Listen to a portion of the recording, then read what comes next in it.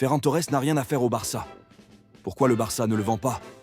Pourquoi Ferran Torres est au Barça depuis 2022? On est fatigué de voir Ferran Torres. À la rentrée de Lewandowski, ça s'est très vite vu la différence entre les deux joueurs. Ferran Torres est extrêmement nul. On est fatigué. Parfois il marque, mais il n'est pas au niveau. Lewandowski est exceptionnel. Je pense que c'est peut-être le plus grand neuf de l'histoire du football. Le fait qu'il rentre en deuxième mi-temps et qu'on le ménage, il est beaucoup plus juste, il est beaucoup plus lucide. Johan Garcia a commis une boulette qui nous a compliqué le match. Je pense qu'il va perdre un petit peu de confiance. Après, ça reste un gardien qui aime jouer, qui a un excellent jeu au pied. Mais aujourd'hui, il s'est trompé. Il a fait une mauvaise passe à Casado, qui a amené un but. Ce n'est pas grave, ça reste un très très bon gardien, et on avait besoin d'un gardien comme ça. On a vu une excellente rentrée de Jules Koundé, qui nous a sauvés d'un but. On a vu Rafinha sortir plus tôt, et Rashford jouer 90 minutes.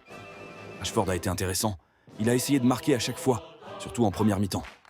L'absence de Lamine Yamal s'est fait ressentir, parce que le club adverse a proposé un bloc bas. Casado est sorti à la mi-temps, mais le match était compliqué, donc Flick l'a sacrifié. On a vu Bernal rentrer en fin de match. On a vu un match très très moyen de Gérard Martins. Lui et Ferran, ils sont juste insupportables et difficiles à regarder. Sinon, c'est quoi ton top et tes flops de ce match? Dis-le moi en commentaire.